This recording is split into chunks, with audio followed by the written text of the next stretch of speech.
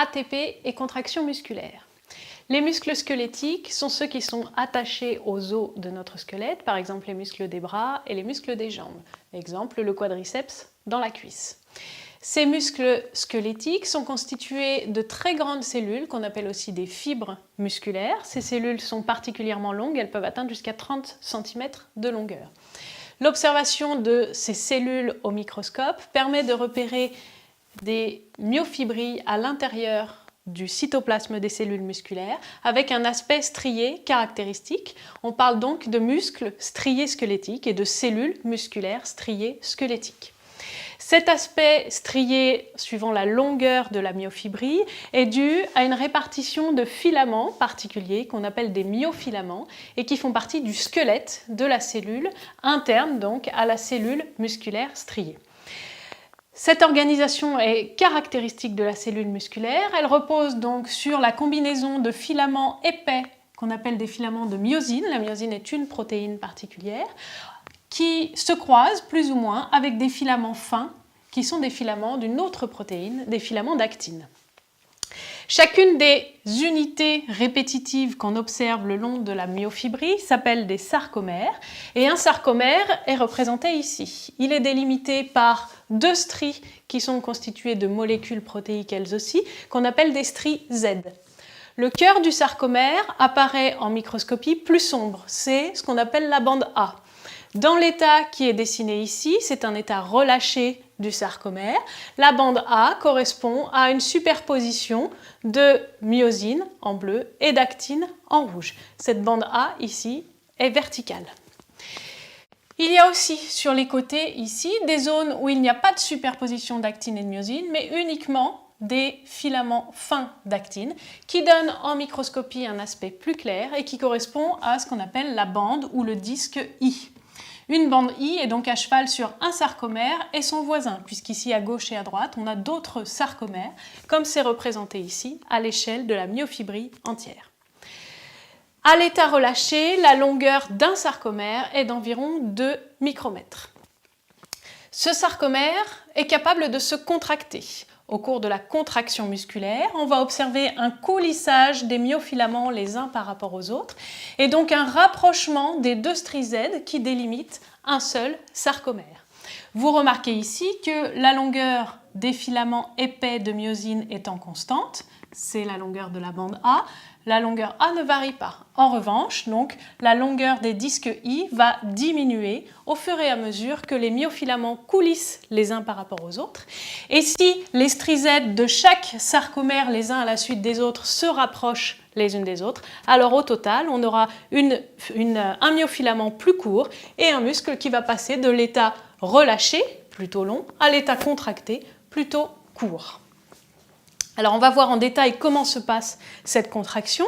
Ici sont représentés en rouge à nouveau les filaments fins d'actine et en bleu les myofilaments épais de myosine. Au cours de la contraction, les myofilaments fins et épais vont s'attacher temporairement l'un à l'autre.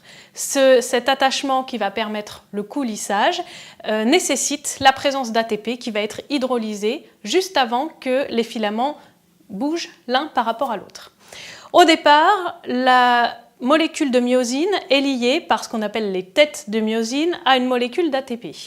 Cette molécule d'ATP est hydrolysée, c'est-à-dire découpée en de l'ADP et du phosphate inorganique par les têtes de myosine. Ce découpage va permettre d'activer la molécule de myosine qui, dans un second temps, va libérer son phosphate inorganique et adopter alors une conformation qui lui permet de s'attacher temporairement à un cran, à un endroit précis du myofilament fin d'actine.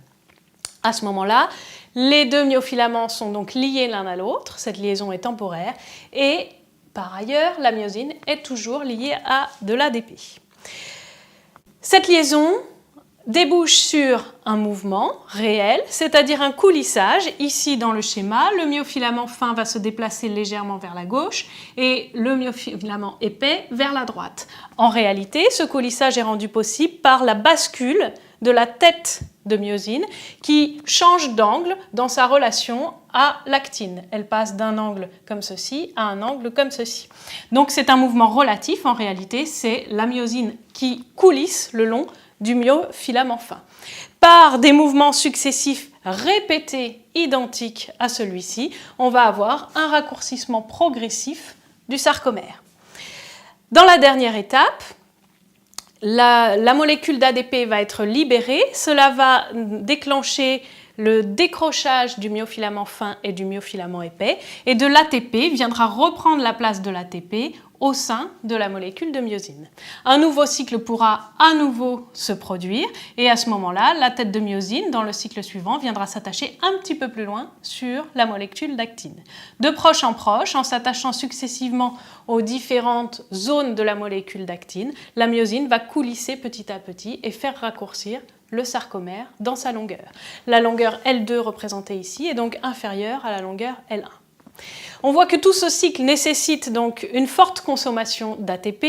Tout le challenge pour la cellule musculaire est donc de régénérer en permanence son ATP. En effet, une cellule ne possède pas de stock d'ATP, elle a besoin au fur et à mesure de son effort de reconstituer son ATP. Pour les efforts musculaires les plus courts, les plus brefs, l'ATP va être régénéré à partir du stock de phosphocréatine qui va fournir son phosphate pour régénérer de l'ATP à partir d'ADP et de ce phosphate. Ça concerne des efforts de quelques secondes, donc les efforts musculaires les plus brefs qui sont souvent aussi les plus violents. Par exemple, un effort d'haltérophile. Si l'effort est un petit peu plus long, quelques secondes, quelques dizaines de secondes, voire une minute, l'ATP va être régénéré par le mécanisme de fermentation lactique. En effet, les cellules musculaires sont capables de fermenter, mais elles vont produire alors de l'acide lactique qui est responsable de la fatigue musculaire, des crampes et des courbatures. C'est donc un mécanisme qui permet de régénérer un petit peu d'ATP, mais qui n'est pas durable dans le temps. Le troisième mécanisme le plus efficace et le plus efficace surtout à long terme, c'est le mécanisme de respiration cellulaire, au cours duquel la cellule va réaliser la production de 36 molécules d'ATP par glucose oxydé, ce qui lui permettra d'avoir une régénération plus longue de l'ATP et de fournir un effort musculaire, donc une contraction des sarcomères, de façon plus durable.